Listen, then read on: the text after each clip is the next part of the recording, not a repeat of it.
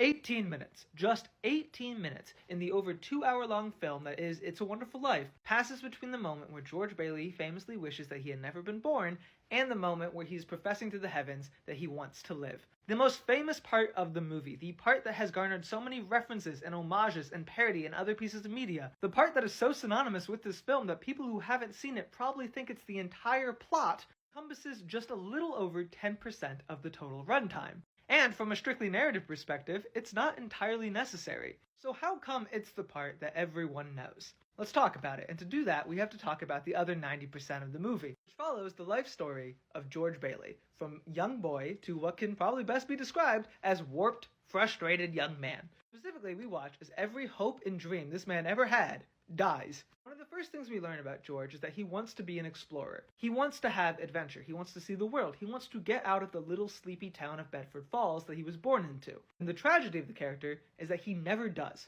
because he is constantly and consistently sacrificing his own hopes for happiness out of a sense of moral obligation. He has many, many chances to leave Bedford Falls. He's supposed to go on a European vacation before college. He is supposed to go to college. He's supposed to go on a grand honeymoon and is offered other, more lucrative jobs on several occasions. But at every opportunity, he is given a choice between following his own dream or helping the people around him, and he always picks the latter. There's a wonderful scene where his wife pleads with him to not go check out what looks like a run on their family business, the Bailey Building and Loan, to just get back in the taxi and go on their grand honeymoon and just live the life he's always wanted for a little bit. But he just cannot do it, and they end up giving away the entire budget for that honeymoon to stop the run. And the crux of the narrative is that after years and years of this, after helping people around him live the sort of life he's always wanted, and watching as that life gets less and less attainable for himself, through no fault of his own, he ends up in trouble. He needs to raise $8,000 pretty immediately in order to avoid going to prison. And the resolution of the film is that the whole town, everyone he's helped and sacrificed for,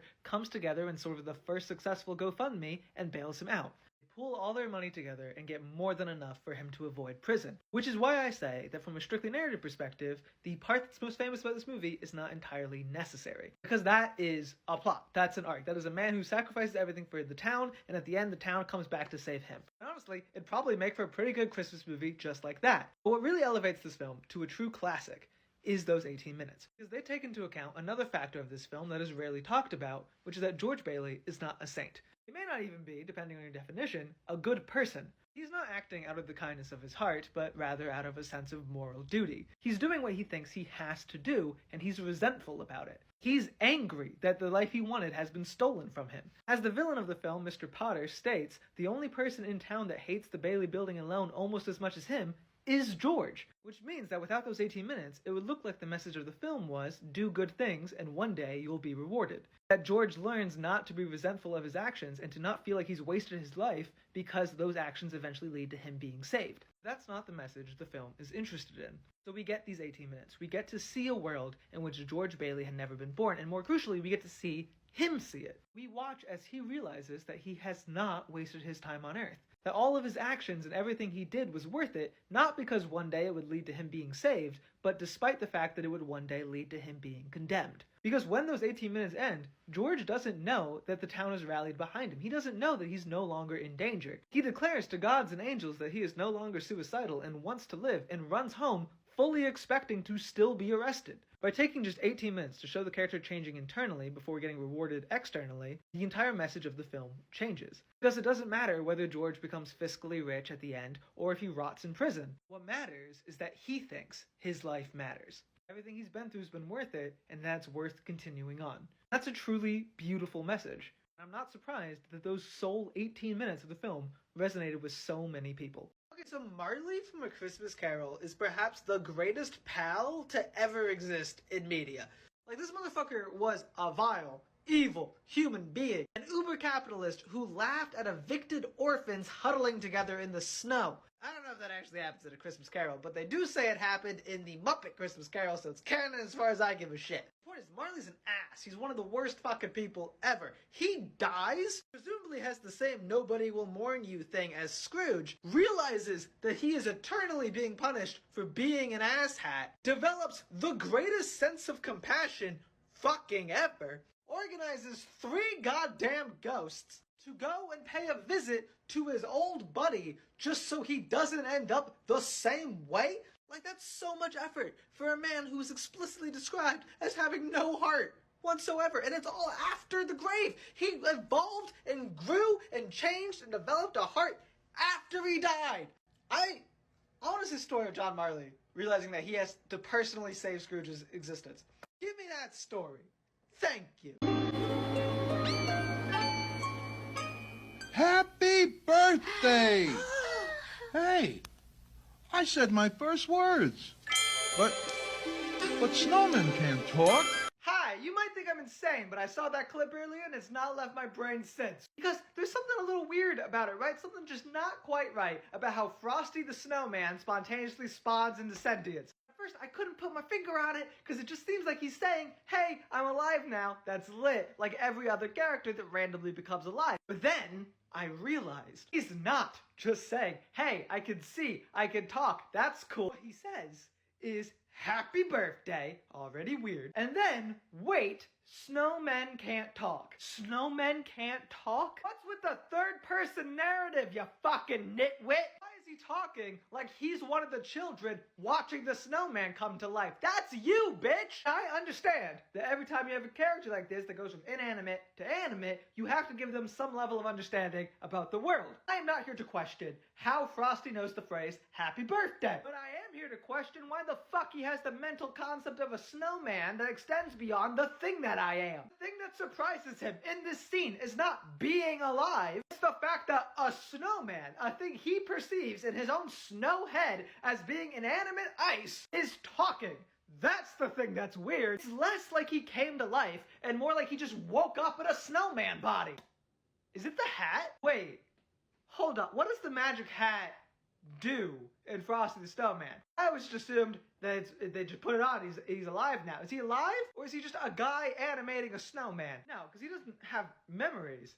But he's clearly getting an understanding of the world from a human's perspective, shoved into his snow mind. So is that from whoever owned the hat? I have to rewatch this movie. Apologies. It's December. Let's talk about this weird-ass movie. And yes, I know it is a cultural phenomenon. We all watch as kids. We all got creeped out by the animation. But let's talk about Santa Claus. Specifically, I want to talk about whether or not this movie's Santa Claus exists in universe. Because like I said, this movie is weird. It is probably one of the only Christmas movies that really leads into and plays with the idea that Santa Claus is basically baby's first god. Which is kind of what the whole Santa Claus thing is in the real world, right? It's a microcosm of the whole eternal judgment thing that children can wrap their heads around. Specifically, Christian children, the Christian God, because Christmas, you get what I mean. But it's an old man with a big white beard who lives vaguely up at the most northern point, who watches everything you do, decides if you're a good or bad person, and at the end, good people get rewarded. And there's no way to prove he's real. You have to take it on faith, both in him and in your community that are telling you he's real. And that's not the only interpretation of the Santa Claus myth, but I do think it's the one this movie's interested in. Because the whole message of this movie is that it does not matter if Santa Claus physically exists. What matters is if you believe in him. It's never made explicitly clear whether or not the actions in the film are supposed to be really happening. Whether there is a magic train, whether there is a weird ghost, whether there is a fucking factory at the North Pole. But it doesn't matter because what matters is the belief in them.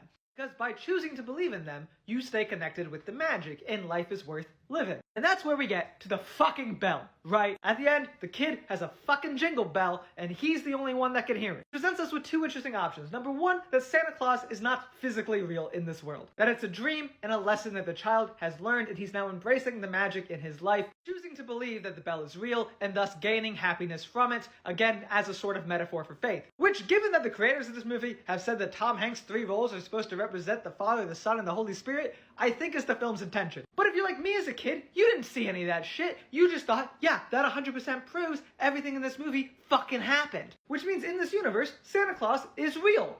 Which means he fucking hates poor people. Yeah, let's talk about Billy. This whole video has been a build up to this point. If you're still here, congratulations. Billy is a child from the wrong side of the tracks. It explicitly states that if Santa Claus is real, he must skip his house. Because the thing about Billy, boys and girls, is Billy doesn't get presents. It's kind of implied throughout the film that the reason he doesn't get presents is because he's poor. His parents can't afford to buy him any. Which works if we take option one and Santa Claus does not physically exist in this universe. But my whole life, I was taking option two and assuming that Santa Claus does exist in this world, and I never questioned until recently why the fuck he doesn't go to Billy's house. I'm The best God metaphor in this whole movie is that if Santa Claus does exist, he fucking hates the less fortunate. Bitch, give Billy a gift! I know, in this movie, he's literally giving him a gift, but you know what? They say it's the first one. That's not good enough. Anyway, I guess my general thesis here is that there are two ways to watch the Polar Express. One as a metaphor for God, and the other as canonization that Santa Claus hates poor people. You're welcome. Hello, everybody. What a great day. Mr. Unlucky is dead. Why are you sad? Yeah, no, I know a lot of kids are traumatized because Mr. Unlucky pretended to be Santa Claus last night. My niece actually got a Jack-in-the-Box for Christmas, but instead of a fun little puppet, it was like a rat stuffed with gruel. But, you know, it's okay because they shot his ass. Guys, when I saw him fall from the sky with his weird little demon reindeer and that fucking little ghost dog of his, tears. Tears. I was like, finally, our collective terror is done.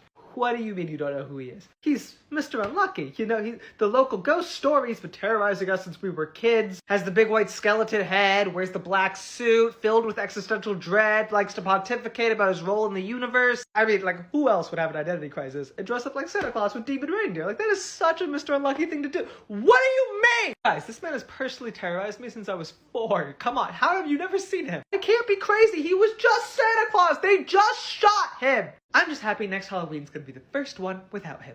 Okay, now that's after Thanksgiving, it's Christmas time. Can we talk about how Santa Claus is canon to both DC and Marvel? And I know, most people know about that, right? You got the two common jokes, Santa's an Omega-level mutant, and Santa delivers coal to Darkseid every year. Both fun, great gags. However, if Santa's in these worlds as himself, as the real old Santa Claus, no twists or turns, then presumably he's doing the Santa Claus thing, right? Why do we never talk about the heroes actually getting gifts? Like, no wonder Matt Murdock stays Catholic after meeting multiple gods. December 25th, since he's been alive, there's been a magical gift waiting for him in a fireplace. Why do characters not talk about it more? I want to see them discuss what they got. Like, this is a world where a very logical and real thing you could say is, oh, where did I get my new weapon? Oh, yeah, Santa brought it to me. Like, yeah, sure, that makes sense. Now, a lot of both DC and Marvel universe are either stated or can be implied to be Jewish, so maybe he's not that central of a figure, but there's enough Christian character. I want to know what they get. Oh my god, what was that? I know, right? He just shows up, thinks he's better than everyone, just completely takes over. He's our boss now? I heard he went to the big man. No. He complained about us, so we were bullying him, and this was their, like, weird scheme to make us like him. That's so fucking ridiculous. Like, if you have a problem with me, tell me yourself. Don't go to the big man about it. Don't just take our jobs. I mean, I've been suggesting that there should be a 9th reindeer who leads in the front of the sleigh and gets all the attention and the glory for forever, and have been very strongly implying it should be me. Yeah, or me. Okay. Hey, guys, what are we talking about? Nothing that concerns you fucking Pinocchio. Hey, are we still... What about last night? What did you think was gonna happen, man? That you'd just come in and take over and we'd all hold hands and talk about how much we love you and how you'll go down in history as such a cool, badass reindeer? That was the general hope. Yeah. Fair to say that's not how it works, you fucking narc. Now, we're gonna go play some Monopoly. Can I come? No, fuck you. Right. See you next year.